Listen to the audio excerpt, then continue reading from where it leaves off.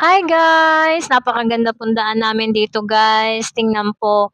Paglabas yan po guys, highway na po yan paglabas natin. Ayan po, napakaganda po siya. Makikita niyo po dyan yung mga subdivision. Napakaganda po yung subdivision.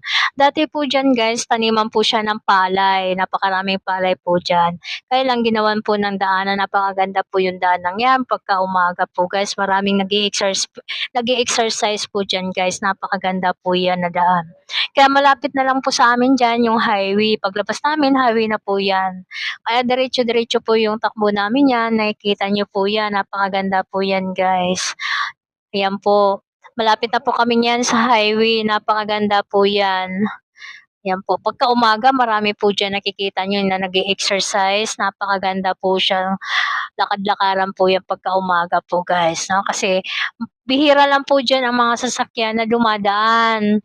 Kaya napakarami po dyan ang nag-exercise po. Opo, ta's makikita niyo po ang ano po diyan subdivision, na mabagong subdivision po 'yan guys, malapit lang din 'yan sa amin.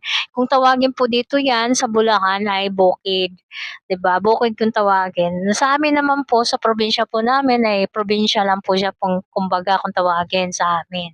Eh, dito naman sa Bulacan ang tawag po nila bukid. 'Di ba? Napakaganda po diyan. Ang kagandahan po marami ka pong matataniman diyan ng mga gulay, nakikita mo sa mga gilid po ng palayan, sa mga pilafil marami po siya.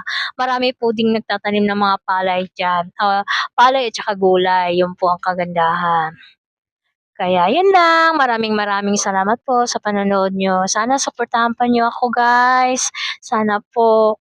Kasi pangatlong post ko pa po nitong aking content. Sana po suportahan pa niyo po ako kasi dati may YouTube channel ako kaya lang hindi ko po tinuloy. Ngayon itutuloy ko na po siya, sinusubukan ko po siyang gawaan ng mga content ko po guys. Sana po suportahan pa po niyo ako.